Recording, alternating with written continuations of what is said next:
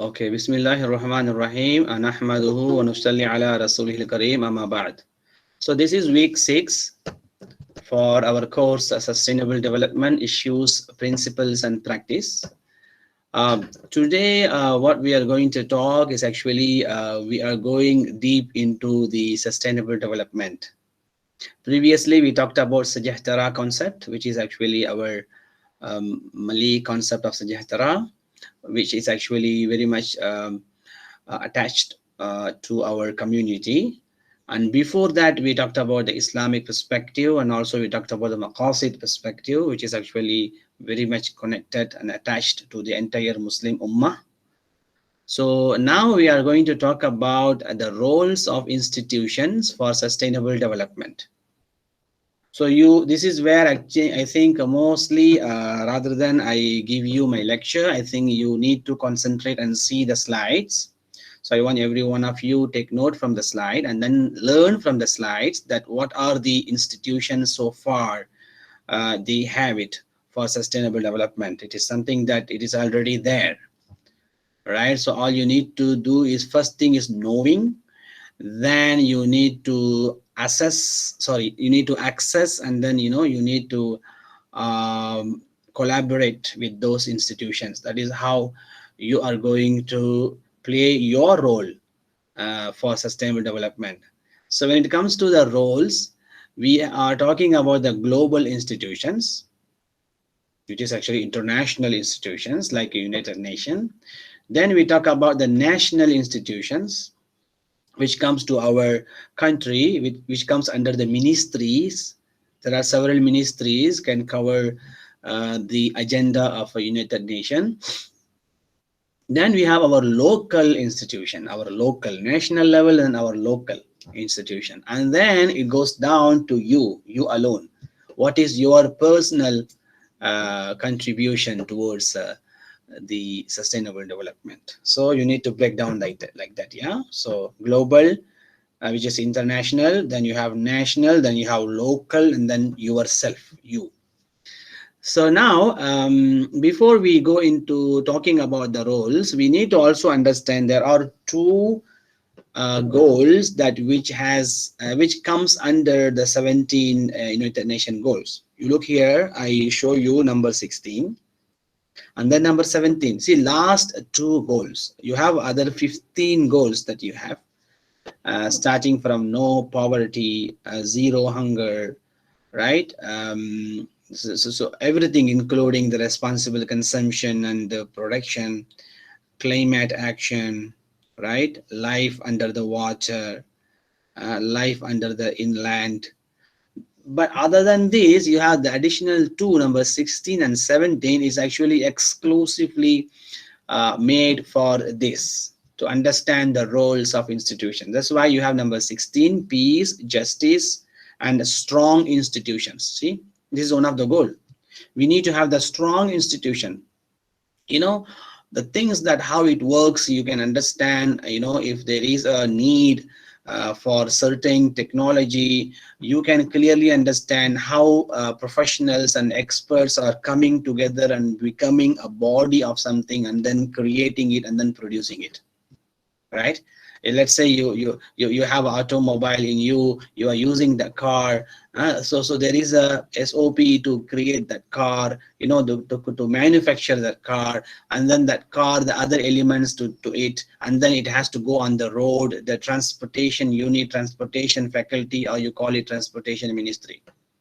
There is a system of institution so that everybody comes together, and then there are so many roles to play. Someone will play electrical, someone will play mechanical, someone will play ecological, someone will play the administrative, someone will play as a management, someone. That's why you have so many posts in every institution, because everybody has to work together and then towards the same goal. That's how you achieve something. You want to take an example of an university, you just think about it. You have administrative staff, administrative assistant to go for you, to work for you, and then you will go and meet if you have any problems in your admissions. starting from the registration, then admissions, then go to examinations. Then you may have some issues. You may the way that you control your examinations, the way you apply, if you miss exam, how you apply. After that, your graduation, how you become graduated, what are the SOPs to follow that. Then all this comes under administrative part. Then you have the academic lecturers like myself. You go there and then you meet, and then you have the classroom, and then you have your grades, and then you have your relationship with your lecturers, so that you become, you are under the tarbiyah, the murabbi, right? From there you also learn your academic part. So because of that, the end result is you are graduating from a university. So the university becomes something that manufacturing graduates, right? So this is how the institute must work. So if the similar institute, if we don't have it for sustainable development, then it is not a development. It is just, you may call it just sustainability. It won't develop. In order to develop, you need an institute. That's why number 16, they made promote peaceful and inclusive societies for sustainable development, provide access to justice for all, and build effective, accountable, and inclusive institutions at all levels. This is very important to build that institute. If we don't build it, then this thing cannot go. And then you have the partnership for the goals. Sometimes we can have our own institute, which is actually preferable. You have your own institute for sustainable development. What if you cannot have it for your own? Maybe financially you are not able to do that, or maybe you don't have the enough manpower. Then you go and you shake your hand. By the way, not now. Now it's not good to shake your hand. So that you become the partner of something. So there is a company doing it, and then you go and you become partner of that company. And then that, let's say a big company, let's say there is a company called Apple. Then this is what happening. People, the company, the United Nations is actually collaborating with this kind of big companies. So they, at least they say, okay, make sure that you don't produce something which is against the ecological order. Let's say the batteries, for example. Let's say talk about I think this recently what happened when iPhones were coming, were sold. iPhone were sold without the adapters. You know that? I think some of you already know this. Why they are not selling the adapters? Because they want you to use the same adapters that you had before. Because every new phone comes with new adapter, meaning to say new production needed, new manufacturing needed, and because of that you need to exploit the resources. And then the old adapters, which is actually good, but you might not want to use it because you have the new one, and then you will throw away. When you throw away, it goes to the land. It becomes a landfills. But there is also other criticism, of course, why they are not giving you the adapter, but at the same time, they change the cable, and then they want you to buy the new adapter. This is another controversial theory, which I don't want to do it right now, of course. But the concern here is we want every electrical companies, big companies like Sony, like LG, Samsung. We don't want them to make more adapters, because when adapter comes to you, it comes with plastic bag. When you open, there's always a plastic bag, right? So now so many adapters means so many plastic bags, so many cotton boxes. So all these things has to be reduced in order to minimize the usage of these. So it is better. So this is how they started, but I hope they also reduce the price, because they are not giving you the adapter. I hope they reduce the price. So this is one example that you and me can easily understand, because we love phones. Am I right? Everybody loves phones. So if this is the case for the phone, what about the other things? I have seen also the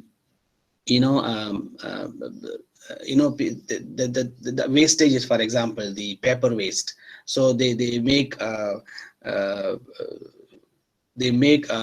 know, the cleaning the cleaning sheet from paper, from waste papers. So it is okay to do that, but it again, when they are selling those sheets, which is actually they want to help the environment, they don't want to create the new one, they want to recycle, so that they want to prepare something from recycling, but it comes with the plastic bag. So now in one hand, they want to tell you that we are trying to help the environment, so we are using the recycled product, so that we are giving you this cleaning sheet, or maybe, you know, cleaning sponge, you know, that they clean things like dishes and everything. Okay, very good idea, creative idea, you are using the recycled items, but when it comes to you, it comes with plastic bag. So it always wrapped with the plastics. So now how we are supposed to safeguard the environment, at the same time we are actually using the plastic, and then what do we do after we open the plastic? We throw the plastic, right? That plastic gonna stay there forever. So this is actually, of course, this is all should be handled properly. That's why you need institutions. Yeah. Also this one, partnership for the goals also, which is actually very important, but at the same time we cannot there is also so many conspiracy going on inside. For example, will you believe a cigarette company comes with anti-cigarette campaign? How come a cigarette company, a tobacco company, comes with anti-cigarette campaign? Well, of course the tobacco is a harm to everybody, and then they are coming with anti-cigarette. So this is just you know, sometimes they just want to show that they are very good, so just want to show people that, you know, they are doing something good, but basically speaking, the basic thing that they are doing is actually wrong, which is actually tobacco. Similarly, it comes to electronics as well, I can tell. But the institute, the strong institute only can monitor these. That's why you need to know about the institutes. Okay, so this is what actually we are going to cover today: the roles of global, national, and the roles of local, the roles of individual. All right. Okay. I just want to show you the slide so that inshallah you will be looking at the slide and learn from there. Okay. Now just choose your answers. What is the most important SDG? And also let me also congratulate you. I have read your reflective journals. It was quite reflective. All right, thank you very much. I have already graded. I also didn't see 6 members from you didn't submit the reflective journal. So please, you know that the time is going. So please submit as soon as possible. Do not delay. All right. If you didn't submit, it's okay, but now you can submit. Even today also you can submit. I loved it. I read so many of them were very good. So I think somehow you learn now that you have some favorite SDG. So what are they? Just give your answers. Okay, good. Most of them didn't answer yet. Please go ahead. I have 18 here, but I have 22 in Google Meet. So I think 4 members didn't join the near pod. So please join the near pod and give your answers.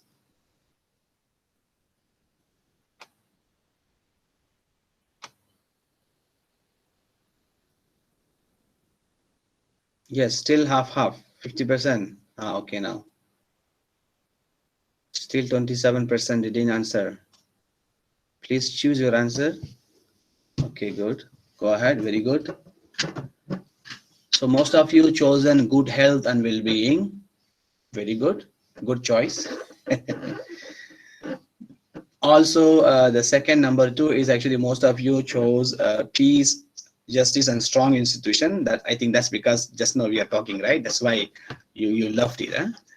Okay, good. Most of you also chosen quality education. That's very good. Climate action become number 4. Very good. Okay, then you have sustainable cities. Then you have no poverty. Okay, then nobody chosen Partnership, nobody chosen life on land, life below water. Nobody chose my favorite one, responsible production and consumption. Responsible production, consumption. But it's all right. Okay, thank you very much. Also, I want you to answer this. Please go ahead. Why do you choose that goal? Please make it quickly. All right. Just give one sentence, just small sentence. Why did you choose that goal as the most important SDG?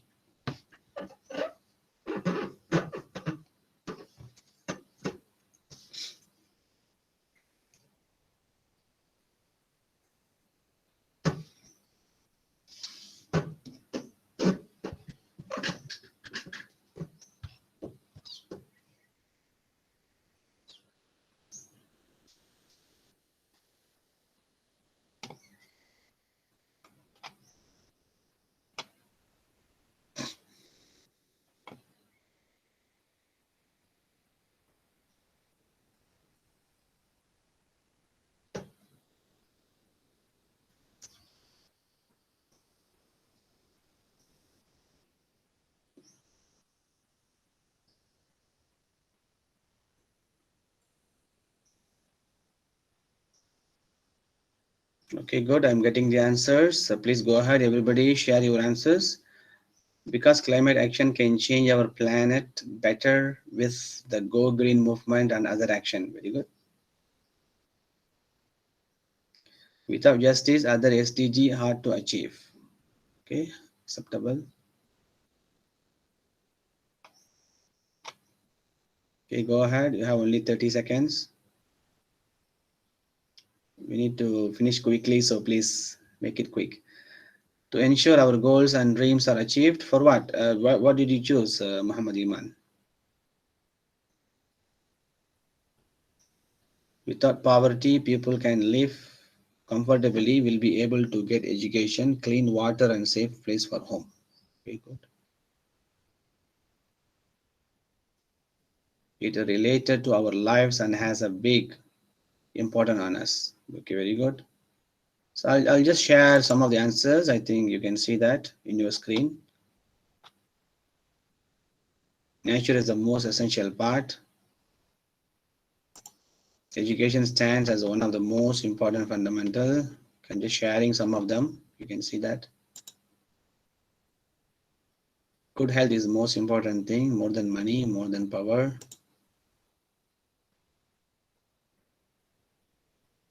Because in the end, most of the problem in the world comes back to poor education, either parental or institutional or both. Very good. You see what I see here, actually, what I can see, because after I give you the reflective journal, what I can see now is actually you started thinking. This is what I say that every one of you got A in the subject. So I will say that, okay, everyone got A. Because when you started thinking and then you started understanding the problems and then you started writing based on that, which is actually good, quite good. That's why I can see all the answers now. It is actually reflecting. It's like you already getting the problems and you really want to solve this. Before anything happen, you really want to, have this problem solved, which is actually, I see as a positive side. Good. Okay, what is SDG 17? Partnership and goals refers to the need for cross-sector and cross-country collaboration, as I told you, right? Collaboration is all about 17. It is about strengthening and streamlining cooperation between nation states, but both developed and developing using the SDG as a shared framework and a shared vision for defining the collaborative way forward. In fact, one of your members, the group, can also choose this topic and then find out in Malaysia what are the companies there that we actually can go and ask the partnership. For example, there is a company, there is a glove company. It's okay. Don't worry about. Don't think that you are too small to think like that. Don't think. It's even small. Small drops become big oceans. You need to know that. even small tip of the fire can can burn the entire forest. So what I'm trying to tell here that even big companies in Malaysia, you can actually read and study and then see, is there any way that we can approach them so that they can actually help us in terms of funding to to go for sustainability, to bring sustainable development possible. Telling you, it is possible. People are actually, you at the end of the day, you need to understand what is your niche area, what is your strength in which, because this is a difficult part, I tell you. It is quite easy after the graduation, you get a job and then you settle. It's quite easy. What is quite difficult is actually finding your passion. Your passion, finding your passion is not that easy. And then work on that passion, and then after the graduation you continue working on it, so that that patient can help for the entire ummah, entire humankind, entire humanity. At the same time, it also gives you profit. It also gives you enough monetary profit or monetary sustenance. But at the same time, it is not only monetary sustenance. Let's say you work for a company and you receive 5,000 or 10,000 ringgit in Malaysia. What is that actually helping others? Working in a company, working in a multinational company, uh, working in a company that owned by an individual, the more that you work for him or for her, he or she will increase his properties. And of course, for definitely she will give you the salary in a way that you will be happy about it. But after some time you will be looking back, after 10 years, after 20 years of working, you will be looking back and say, what have I done in my life? What have I done? I've been coming to the office every day 8:30 in the morning, go back 5 p.m., and then after that, after a few years, marriage, and then children, going to school, picking them, dropping them. See, this is the typical life. Everybody live that. Not necessary you need graduation to go with that life. Everyone is actually doing that. It's not something that difficult to do. Everybody can do that. But what is difficult to do, I tell you, what is difficult to do is finding your passion, in which that you are too much, you love that thing. It could be, you know it could be anything. It could be, for example, nature. It could be ocean. It could be space.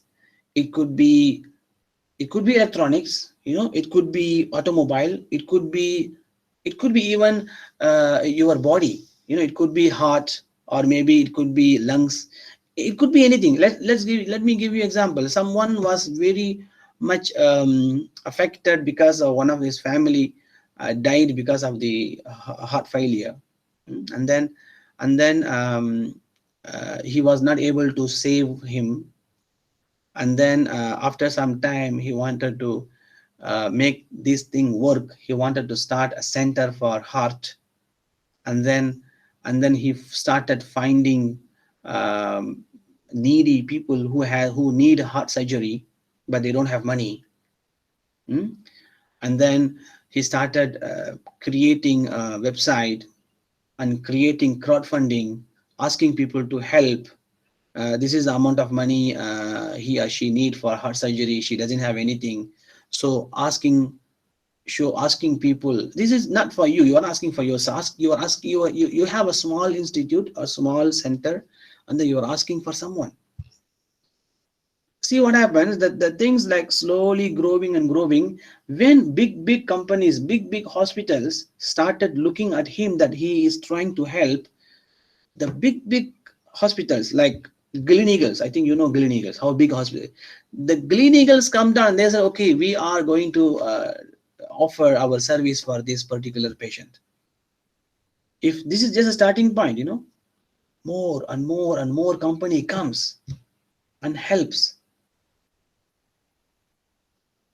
if you simply send a letter to Gleneagles and asking for help, definitely they don't. But if they see you that you are passionate about this thing, you are passionate, and then you are really doing something for it, you really want to help people, and then when you think you want to help people, the help you will get.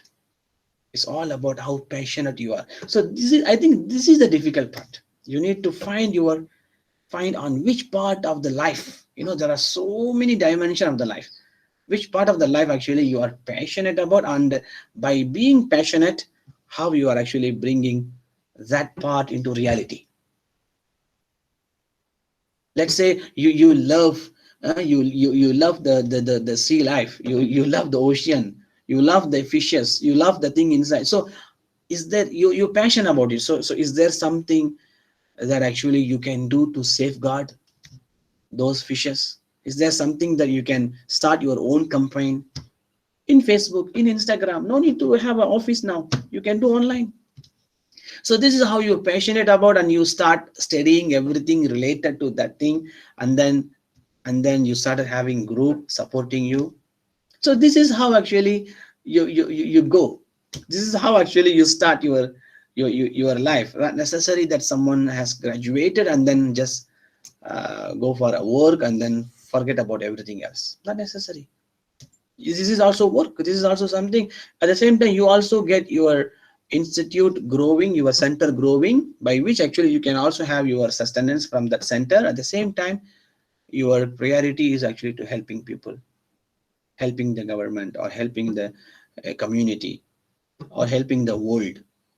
So these are the things is possible, but it's very difficult to find about what is it actually passionate about, and that passion, how it can be converted into helping the humankind. See, this is not just helping for the sake of helping. This is actually helping means you're actually getting reward from Allah subhanahu wa ta'ala. This is what I always tell you. "Wabtaghi ma ataka Allahu dar al-akhirah." This is where actually your passion, convert your passion into something that you can get rewards in hereafter. It could be anything, right? Let's say you are very much passionate about phone or applications. It's okay, but now think about it. What kind of application can save people's life? What kind of apps that actually help people's life? All right, do that thing, get to it, have an institute or have a center, and then go for it. You can actually easily get help once you are passionate about it. Once people see, big companies, even Google will come and will tell, okay, we give you this money to help running your campaign, because you have this kind of applications. People do that. All right, people do that internationally, but when it comes to Malaysia, we haven't seen many people do that kind of thing. Most of the time, when we see the video, the YouTube video, we see most of the time is a food video. It's like someone is eating, will say which shawarma is good. I'm not blaming, this is also okay, good, but there is no uh, you know there is no video is actually really talking about people's problem and then finding a solution to it. Maybe some company might see your video that you show that people are suffering because of that, and then they may approach you to work together, collaboration. See, partnership. This is what I'm talking. Partnership. SDG number 17. All right. Okay. Global Initiative, United Nations Development Group serves as a high-level forum for joint policy formation and decision making. Then you have these regional teams. We have teams like, for example, there are 5 United Nations cooperation offices available in Panama, Addis Ababa, Amman, Istanbul, Bangkok. See, there are 2 Muslim countries. You have Amman, Istanbul, and then Bangkok. These are the countries that we have. These are the cities actually. We have these United Nations cooperation offices, and these are the global partnership with United States. You can see all these things.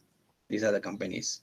it is still increasing. By the time we had this slide, maybe it was 1 year ago, but now it definitely we have more than this. The importance of mechanism to ensure integration and policy coherence. Yes, this is what actually the 2030 agenda delineates a holistic perspective for sustainable development, especially the environmental conservation and protection. Also, you can see that solid collaboration and coordination. Also, the importance given for fostering integration. Also, breaking down silo approaches, because you see, everyone working silo, it is not actually going to help the universe, because you only work for your own, what they call it, the right word, you only work for your own designation, or your own yourself.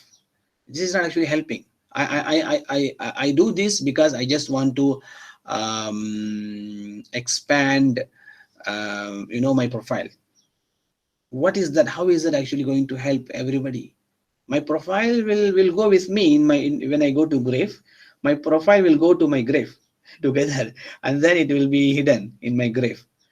But if my profile is actually helping people, and that becomes, this is what actually the concept of waqaf is there. It helps people. So every single discovery that you do for the universe, for the people, make sure that you waqaf it, so that you get the reward even after you die. Remember, you are given expert, you are given money. Either these two things, you are given either money or expertise. Make sure that you make it waqaf, and that actually is going to help you. That's why breaking down silo approaches is actually one of the importance of this kind of mechanism. Then the transformational nature of the 2030 agenda urges government not to act as solo, but rather engage in multiple level of governance. Okay. Then broadening the ideas, recipients. So you have here broaden the idea. You can see that the big one, the big circle.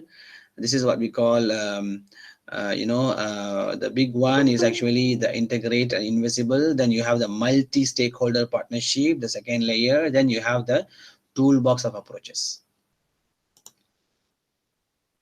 Okay, these are the areas. These are the areas actually we can actually start looking for partnership, whether it is a capacity building or finance. Like for example, the bank. The bank always have money. So if you have a microfinancing, like for example, the one was done in Bangladesh. He got Yunus, Professor Yunus. He got a Nobel Prize for it, just for his simple idea of microfinancing. So he was helping the poor people how to come out from the poverty. So he started engaging. He had his own institute, and then he wanted to also collaborate with other banks, other financial sectors. Not necessary to call, what he did is actually not, it doesn't come under Islamic finance. It doesn't come under Islamic finance, but it is actually a microfinance. But still, his idea of actually helping the poor people. See what happened, the result. If it is for his own money, if it is for his own bank balance, why should he get Nobel Prize? You will get Nobel Prize when it is for public, when it is for universe. Okay. Then you have it might go to policy coherence, even data and monitoring, governance and all. Roles according to a descending hierarchy. This is where actually I told you earlier, there is an international level, then national level, then regional level, then local level. In international level, you can see that the cooperation between countries. All right. In national level, you can see that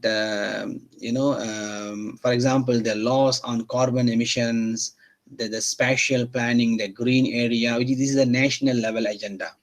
We are also going to talk about our 11th Malaysian agenda.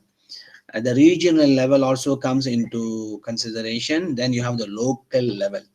Local level cooperation within the kampung people, within the urban or rural area. sustainable spatial planning, addressing sustainable development based on local specification and problems, implementing different policies. All this comes under local levels. Okay, there's a video, so please I ask you to watch it.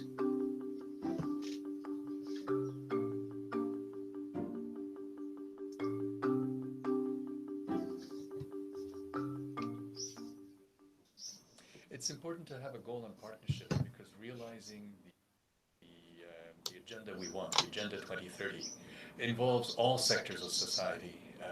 It's a job for everyone, not just for governments. And this is the idea behind partnerships. One partnership that our department is very much involved in is the Higher Education Sustainability Initiative. It's what can universities do to bring about a better world in the year 2030. And this is what this partnership is about. They can do that through greening their own campuses, teaching sustainability, environmental management.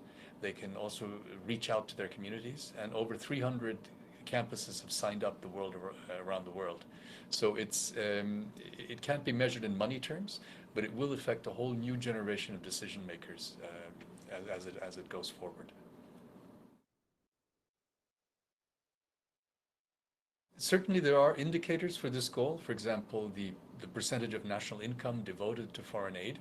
There is an objective among countries that 0.7% of national income should be devoted to foreign aid. We're very far from that. The average is about between 0.2 and 0.3%, so we're far away from that goal. If we get closer to that goal, that'll be one indicator. Certainly the number of partnerships, we're keeping track of them. But more importantly, it's the actual achievement of the other 16 goals that will be the true determinant of success for Goal 17 also.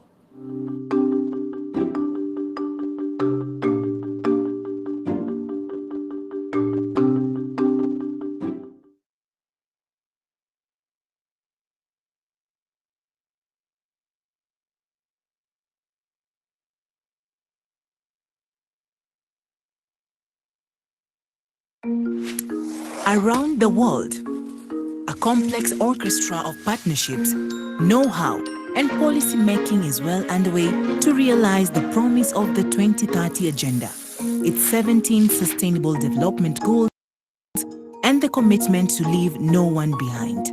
The 2030 Agenda is a composition of intertwined social, economic, and environmental goals and targets that requires a new way of thinking about development.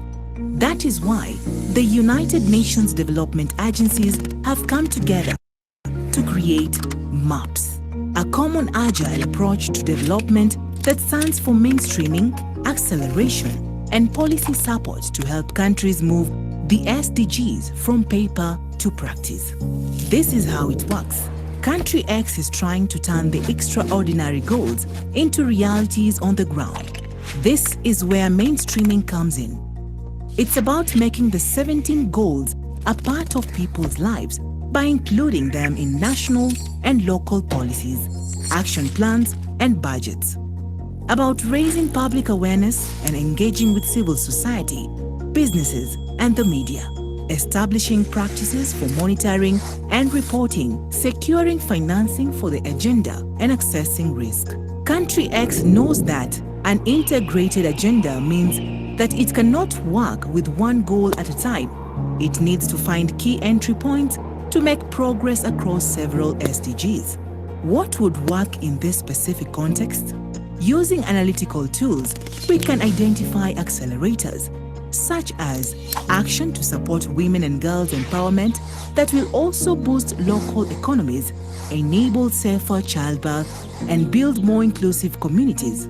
The UN can also provide policy support that reaches across all aspects of development, education, jobs, local governance, healthcare, biodiversity, and clean energy to support SDG implementation. The UN will help countries achieve the SDGs for everyone, everywhere. Visit undg.org/2030-agenda to learn more about MAPS. Okay, you learn maps, yeah. Mainstreaming, accelerating. Thank you very much. Yeah, can you hear me? Yes. So you see, that's how we learn that that United Nation agenda has to be converted. It has to be uh, uh, in a way actualized in local or national agenda. That's how we can see that how Malaysia has so far done.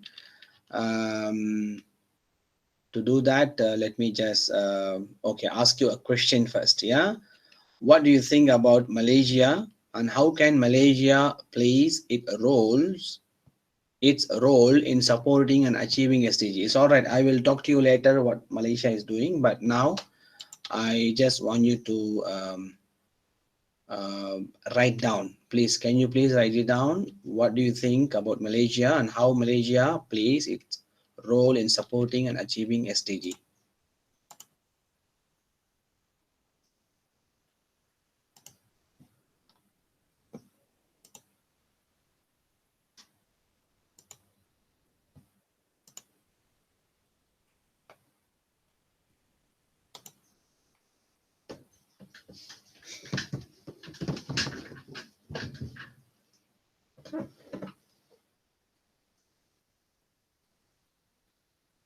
Or you don't have to tell me what Malaysia is doing. Maybe you might not know, some of you might not know what it is happening, but at least you actually can tell what Malaysia is capable of doing. All right, you can tell what Malaysia can do. You know about Malaysia and Malaysian community, you know about Malaysian government.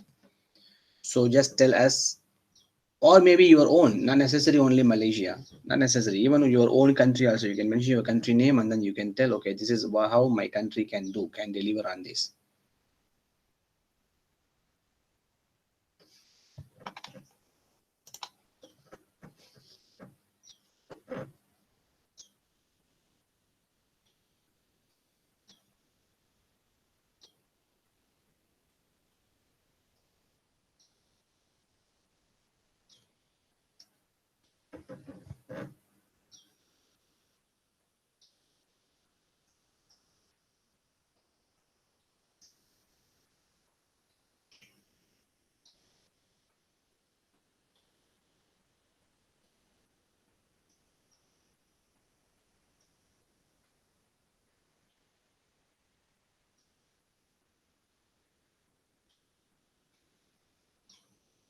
Okay, so we have answers like provide good quality institutional education by having functional people who actually know how to govern a country excellently, good governance. Okay, good.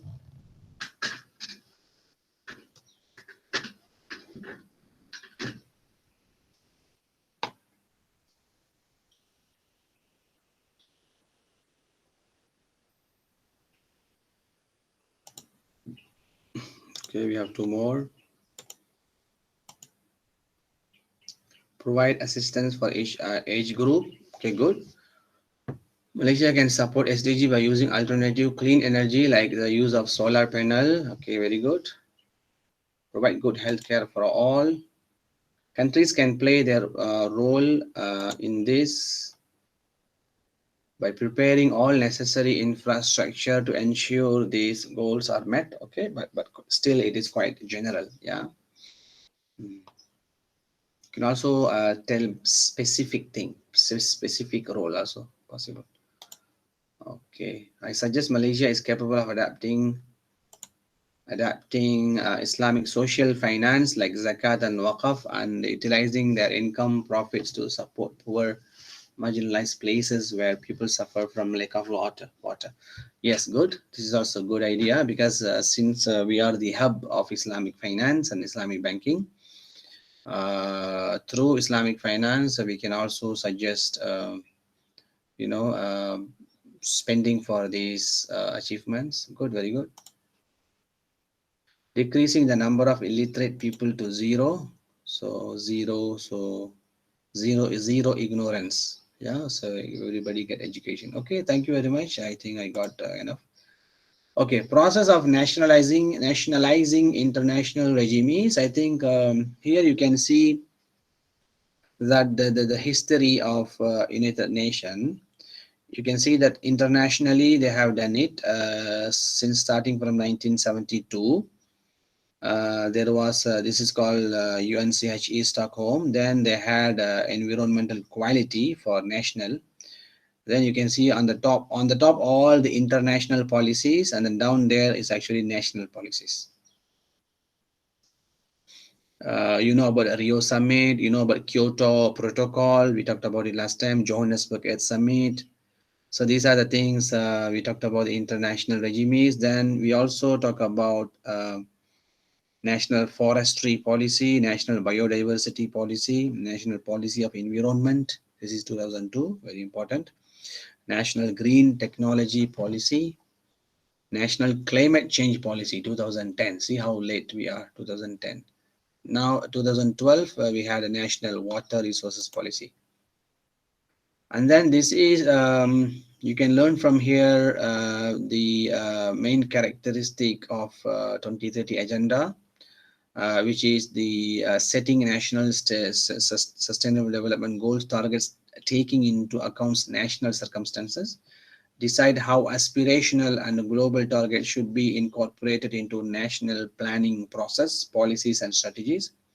Also recognize a link between sustainable development and other relevant ongoing process in economic, social and environment. This is also very important, recognizing link. So maybe not necessary that Malaysia has started only after United Nations SDG 2030. Even before that also Malaysia has so many things that we are already supporting the sustainable development even before the formation of sustainable development. You know, there are certain things that we do is already sustainable. So we didn't do because United Nations asked us to do. We've been doing it for so long. Whether it is a river, you know, we already had we had this river designing and creating this path, and then also wastages, recycling the wastages, and then the biodiversity, I mean, these biodiverse electronic energies and all. In fact, we had a very strong forestry policies. So these are the things that was already there for many years.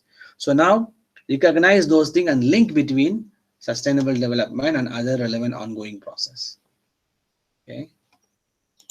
And then from this slide, you can learn that the timeline, what right now happening in Malaysia, what we call 12 MP. We had 11 MP. Now we have 12. 12th. This is actually a 12th plan. You can see Malaysia plan 12th and then 11th. Starting from Rio 1992, from Rio to Putrajaya. 1992 Rio, 1996 7th development plans. 2000 we had a MDG.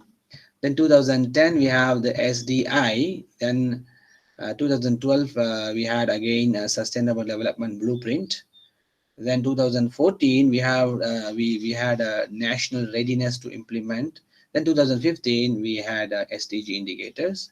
Then 2017 actually Malaysia became voluntary to HLPF.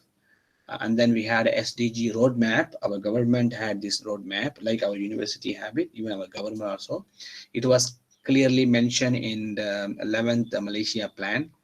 Then in 2020 again we mentioned in 12th Malaysia plan, right?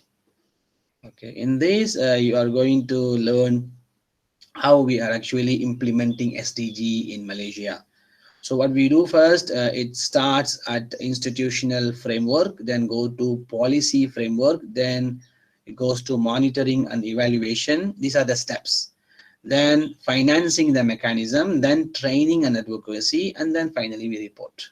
We report to the United Nations. This is the steps that we are implementing SDG.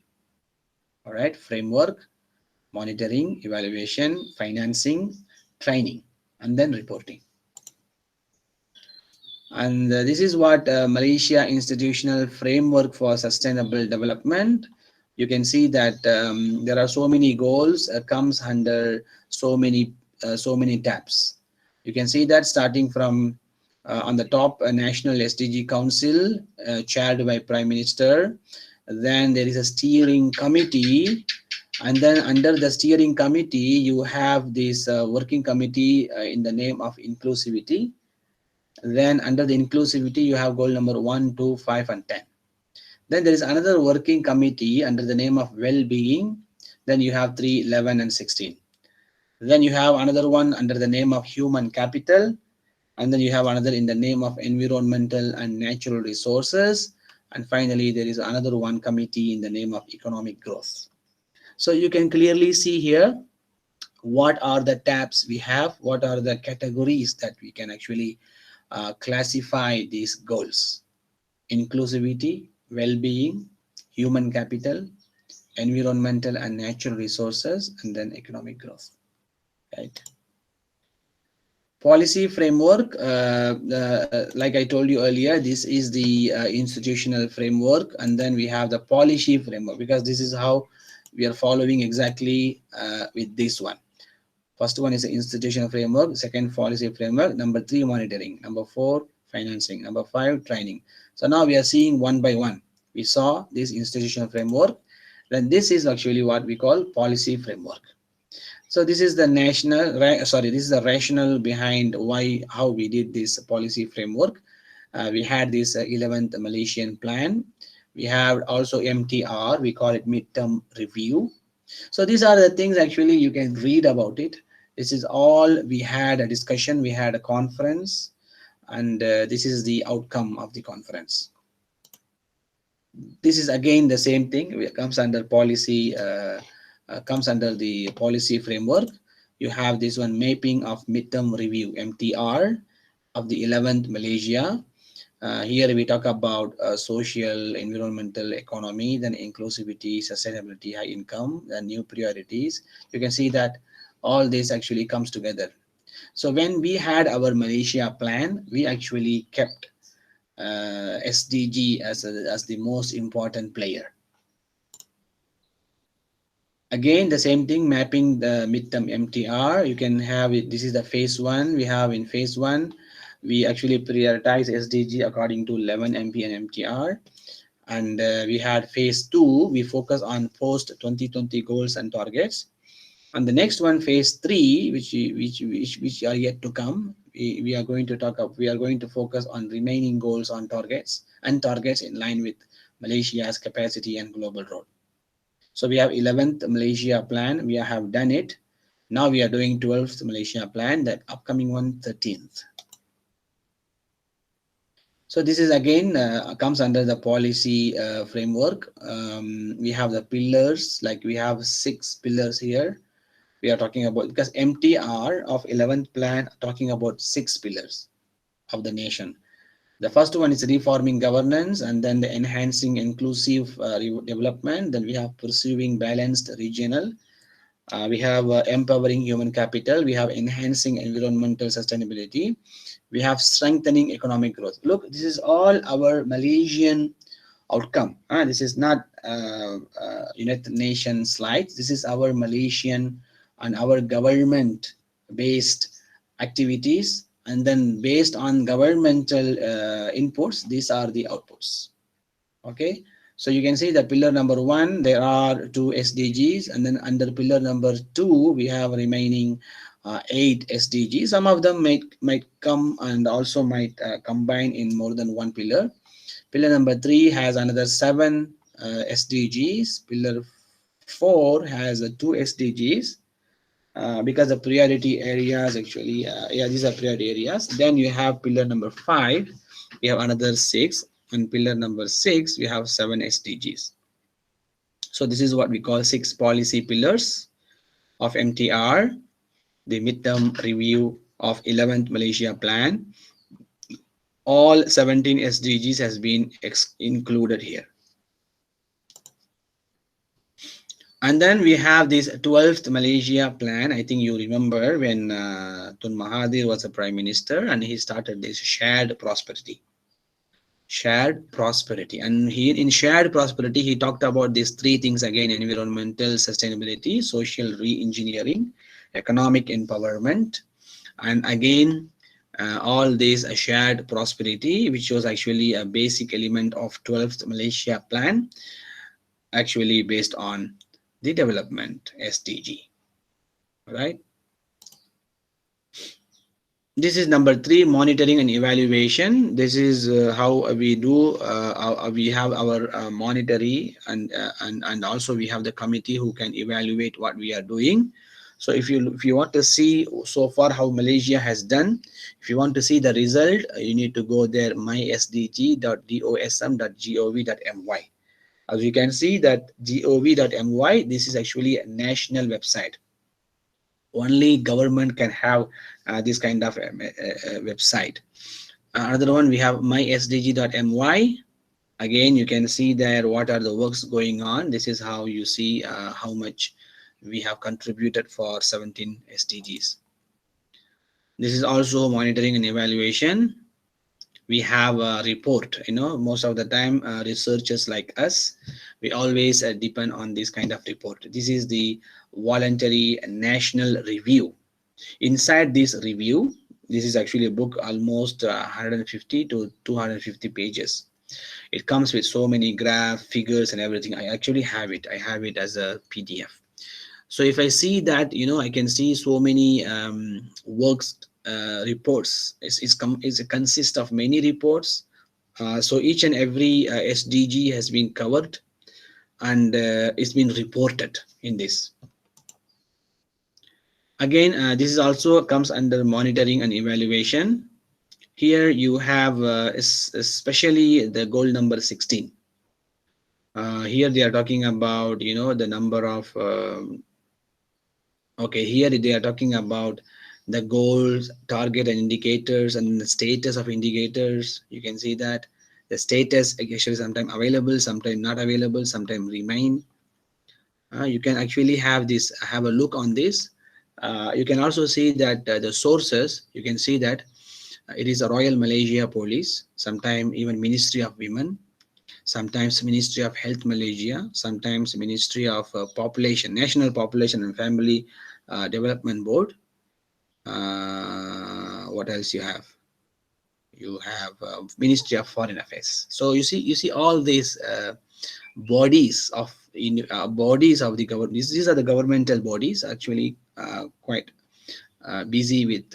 Actually, they are also looking for SDGs. Similarly, the same thing like before. This is for number 17. So for each and every goal, there is a report like this. Okay, then we have the financing mechanism. We have the government development budget. Each and every time that every year they announce for budget, there is a proper budget is given for SDG. Also, many, for example, like people like us, the university people will also get grant to do research, on SDGs. Then we have the NGO, non-governmental organization facilities, and also private pitching. Then you have training and advocacy. Then number 5, like last time we discussed, training also most important, because after you learn all those things, you have the report and you have the people to finance. Then we need to have a training module for public servant, including local authorities and private sector, also non-state actors, which we call NGO, non-governmental organizations. So these are the things when it goes like training. When there is a training goes around, I think people get familiar with those things, and then you can see the real action in their life. That's the reason why this training module is these training modules are very, very important. Again, we have also some issues and challenges. Nothing is actually without challenge, right? So we have of course a burden to report. Sometimes the reports are delaying. Sometimes people have problem in understanding SDG. Sometimes we don't have enough coordination. Even we have problem in funding, localization, and even data that we are getting is not. So these are the challenges are there, but still we actually can overcome these challenges, and there are several works has been done which actually been overcome challenges, but still the issues are there. Not to say that we are doing it 100% correct. We are actually doing it according to our level, but hopefully in future people, that's the reason why we want to bring this subject to the university student. This is the first time we are doing it. I don't know other universities are doing it, but we are the first. That's because we've been recognized by the United Nations. That's the reason why we are bringing this subject to you, so that you become familiar with it, and then when you go to any company after this, any manufacturer, any companies, or any public or private sector, you will be able to talk about it, and then you will be able to bring some changes. That's the reason why we have this class here. Then you have the local institution, roles of local institution in achieving the SDGs. Let us see this video. The United Nations member states have adopted the 2030 Agenda for Sustainable Development, a universal and transformative plan of action for people, planet, and prosperity, including 17 Sustainable Development Goals to be reached by 2030. How can such ambitious goals be achieved? Community participation, local action, and leadership will be crucial. It depends on you. Localizing the agenda means integrating the SDGs in the design, implementation, and monitoring of local development policies and plans, while putting territories in the center. Local and regional governments and other local actors are crucial to ensure the process is inclusive and accountable. Their local knowledge is essential to make the 2030 Agenda a reality for all. To provide support in implementing and monitoring the SDGs, 3 partners are gathering these experiences from across the globe to form a unique toolbox of practices and instruments. The online platform offers an interactive space to access these resources, adapt them, and achieve dependable results. You can discover practical tools that will guide you through the SDG local implementation process. Design enabling frameworks and strengthen your capacities. A library with a wealth of complementary material is also at your disposal. Upload your documents and tools and help pool our collective knowledge. Along with this, you can share your stories, engage in discussions, promote events, and connect with peers. The platform is dynamic, evolving, and your contributions are vital. Participate now and start transforming the global goals into real local actions.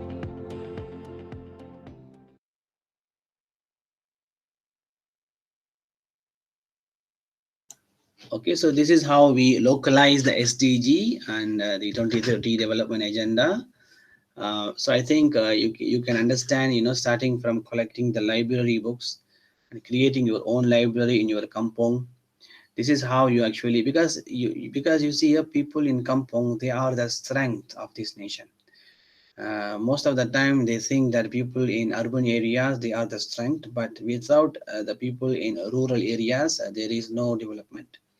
So if a kampong people can understand this idea, this concept, and then they started discussing about it, and then if the change starts from the kampong, from rural area, it can easily go all over the nation, the state, all over the country, because you can see that there are only few cities you can actually number. You can hardly count, maybe there are only 15 to 20 big cities in Malaysia. The rest, everything is actually small cities, small kampong, small villages. All right, so this is where most of the people are living.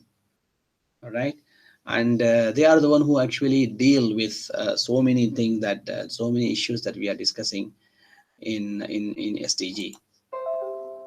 That the next one is actually you. After you understand the roles of the local, then now you need to understand roles of individual. Every one of us should think about it, role of individual. Let us see if there is a video to talk about it, but I'm not sure we have enough time. It's 12 minutes. Let me just show you the most important thing. Okay, a few more. Right, There is a consider question. yourself an expert. Again. Okay, a few more. Right. Now, how many of you would like to make the world a better place? Yeah, much better. Everybody. Great. Now, suddenly it's everybody. Well, I have good news for you, because you don't have to be an expert or an activist to make the world a better place. Now, by now, we've heard a lot about the SDGs, and all of us sitting here know what they are. And we also know that they're not just some lofty promises made by the United Nations. They're an integral part of our daily lives. Now, if you're not yet convinced, let me show you.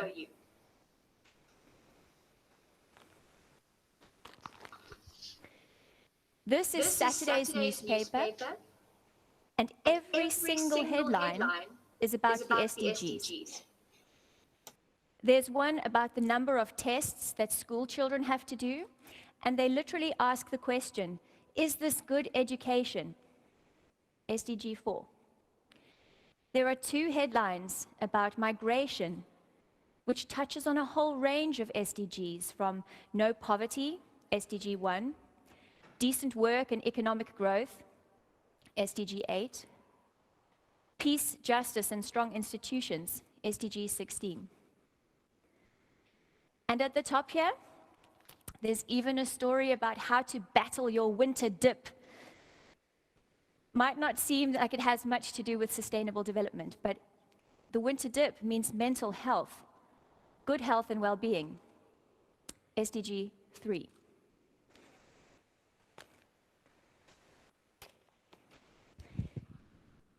Now, what I find really comforting about all of these stories is that they touch on the everyday lives of normal people like you and me.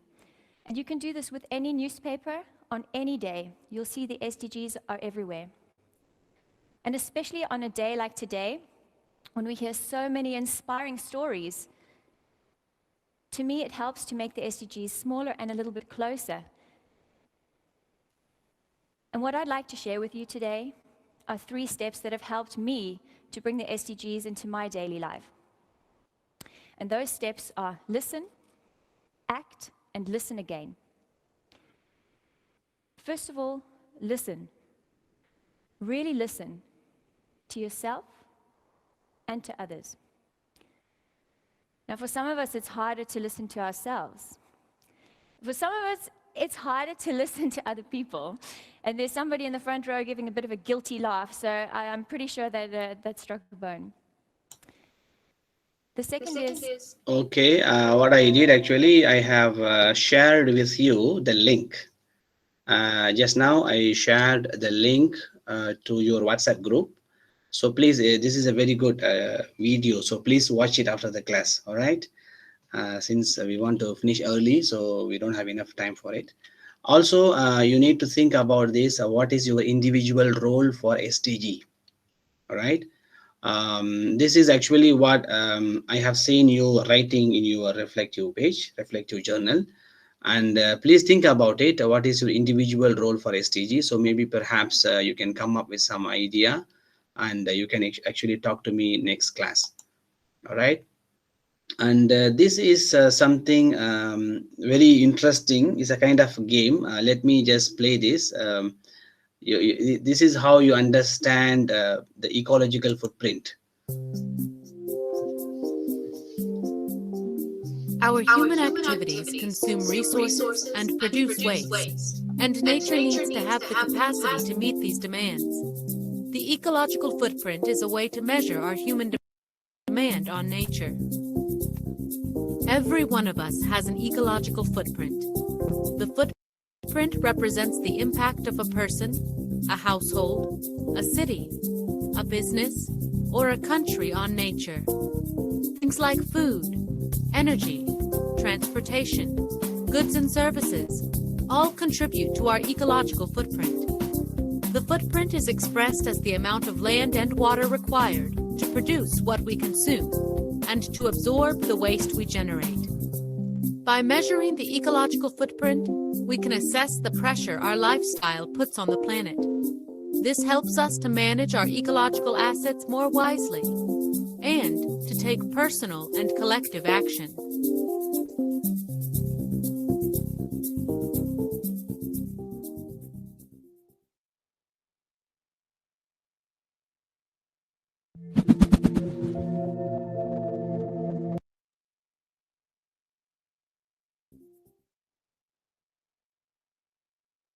Okay, as you can see that, take action. For example, buy organic, bring your own bag, use public transportation. There are so many lists will go on.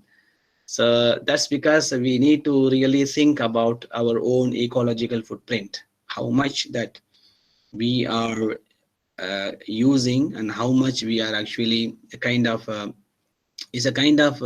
it is necessary. We have to, without using the resources, it is impossible for us to live. But it is important that we should know how much we are using. All right. So in order to do that, I want you to play this game. This is a kind of game. Hopefully, click accept, and then it will take you to another page. All right.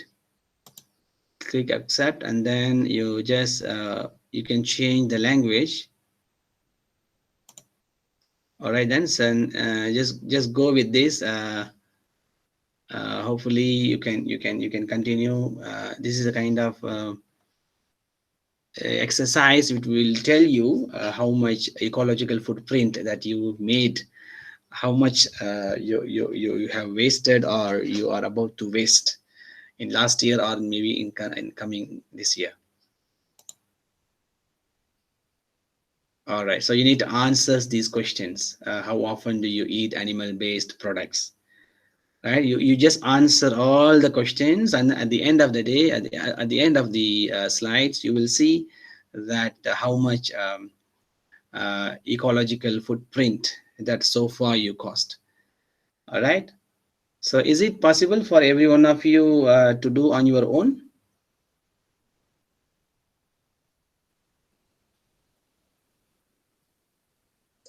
Yes, sir. Okay then, so I think you can continue doing it. So I will just this is the last thing for the class, so I'll just stop here. Please, the rest of you can continue doing it, and then you can close and then you can go back. So I'm also going to finish this class. So before I finish this class, I just want to ask you, do you have any questions? Please go ahead and ask. We still have 8 minutes to finish. So if you have anything, any concern, please go ahead and ask.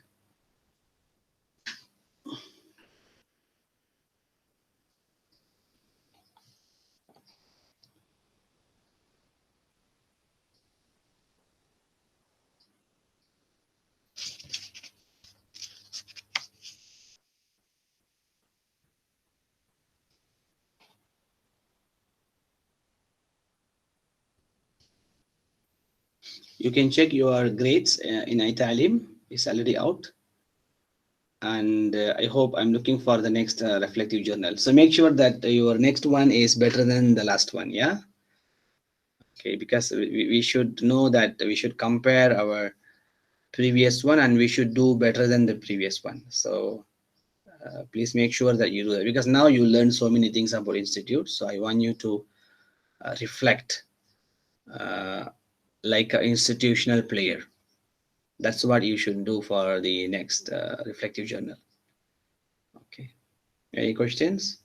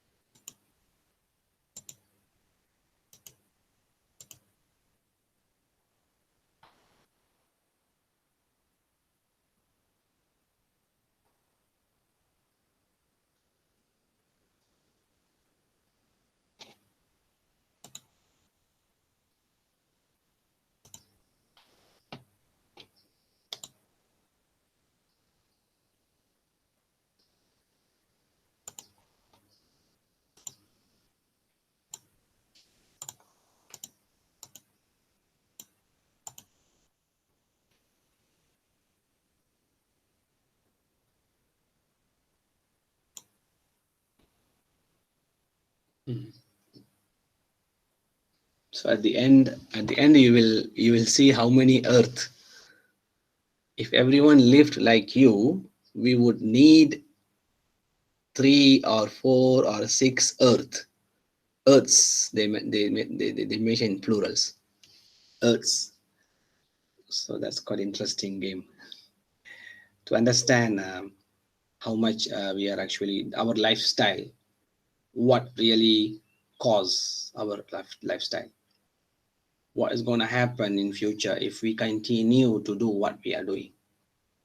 So that's why it is important to change our lifestyle according to sustainability, based on sustainable development. Okay, I think please do one by one yourself to know, and inshallah I will see you in the next class. All right. Meanwhile, if you have any questions, anything, you can always call me or WhatsApp me, or you can also email me. If you are in campus, you can see me. Okay, then that's all from me. Okay, Assalamu alaikum warahmatullahi ta'ala wabarakatuh, and have a great iftar. Salam. Thanks, sir. Thank you, sir. You're welcome. Thank you, sir. You're welcome. Happy buka puasa. Ya, Doktor selamat puasa, Doktor. Okay, everybody look very tired, yeah. I can see. I cannot see you, but I can hear you. Okay, please go ahead. Have your. Also, don't forget to pray before buka puasa. Also pray for the entire ummah, especially your parents and also your teachers. Okay, Assalamualaikum warahmatullahi ta'ala wabarakatuh. Waalaikumsalam. Thank you, sir. Waalaikumsalam. Thank you, sir. You are welcome.